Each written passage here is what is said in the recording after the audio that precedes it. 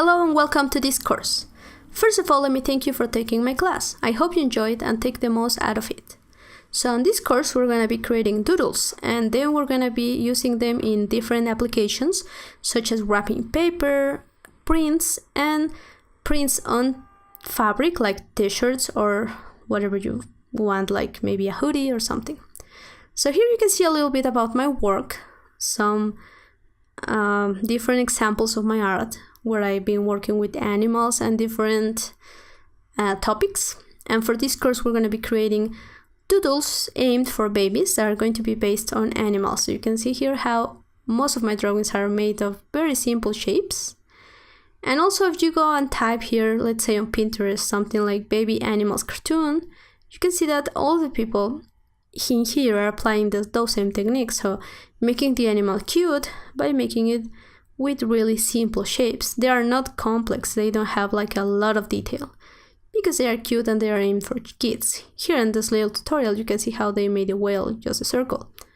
So this is exactly what we're going to be learning on this course. So to do that, we're going to begin sketching, and you could do this with whatever you want. You could follow the animals that I'm going to be sketching. So here I'm just finding an image of a rabbit that I just found on Wikipedia. But you can pick your own animals or your own topic, like, I don't know, monsters or whatever. But with those it's going to be a little bit more difficult because you're not going to have reference. So here the first thing that I did is that I am just creating a new layer on top, just so that you can see what I'm going to be doing here. You could also do this on a piece of paper if you don't own a graphic tablet, or if you don't feel comfortable sketching in Photoshop. Just take a piece of paper and follow this. So what we're going to be doing here is tracing the shapes. So you can see that here I have my head, and if you see it, all that is a big ellipse, as well as the ears. All that they are big ellipses, and the and the eye is just a simple circle. And here you cannot see it, but you have a little triangle as a nose. And for the body, we have a huge ellipse as well. So you can see that with really, what these are 4 shapes, or 5 if I count the eye, I have been making a rabbit. And here for the leg, I have, again, ellipses. And as well for this leg. And also, this one doesn't have one, but most rabbits have a tail. Now this kind of looks like not good because it doesn't have a good proportion. And also what we're aiming on this course is to create animals that are going to be nice for kids and especially for babies. So the key to make an animal super cute is the proportions. So you should have a big head, like a huge head, and then a little body. And the reason why that works is because it makes look the animal as if this was a child or a baby. So I'm just going to use my lasso tool, and let's just scale down the body. And you can see here how my rabbit all of a sudden has turned into something super cute. So I can delete this part, make the eye bigger, because also big eyes are cuter, and add a little reflection.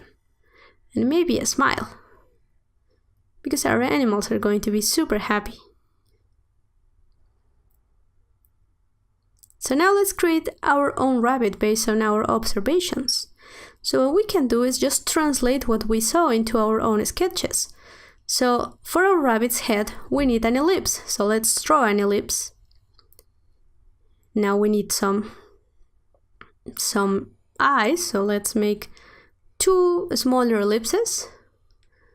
Now we need a nose. So a triangle as well is good. Now we have our smile, which is a simple curve, so we can do one curve, and they have the other one that could be on the other side. So next, I can add some little ellipses to give our rabbit some cheeks. Now this ellipse may be a little bit too small, so let's make one that is a little bit bigger.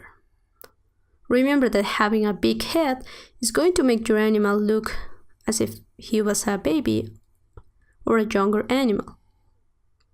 You can see photos of puppies and you're going to see that they have a bigger head.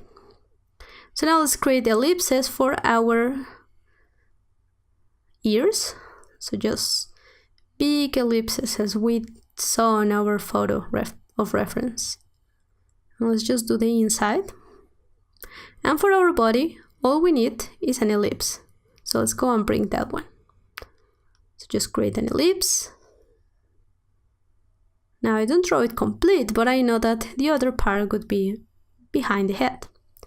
Now for the legs, let's go and make some little ellipses. Now you're only going to see this bottom part because that top part would be behind. So I don't draw it, but I know it's there. If you feel better at this stage, you can draw it just so that you understand why you are only seeing the feet and not the legs. So now we have our hands, and I want to draw them just as I did here, but on the front of the body. And for my tail, I could add a little bit of curves to make it look more fluffy and more interesting. And there you go. You have a very simple doodle of a rabbit that I think is very appealing for kids.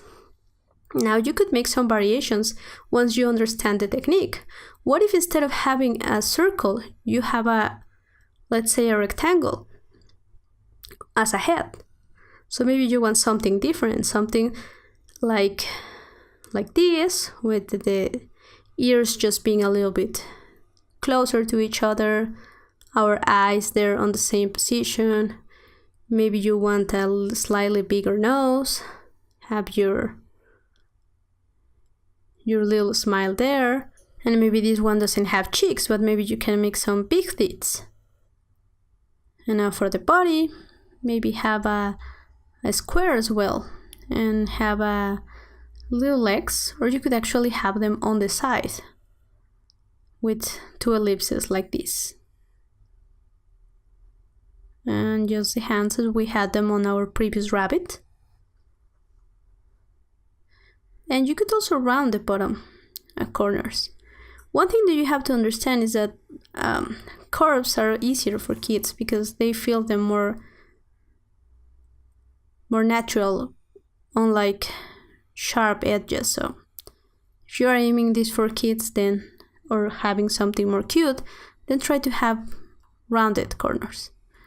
Now here you can see our reference and our sketches, and I think I like this middle one, so maybe this is the style that we're going to be creating our next animals based on, but you could do all your doodles based on whatever style you feel like. So in the next lesson, we're going to be talking a little bit more about how to identify the shapes in our next animal, so see you there.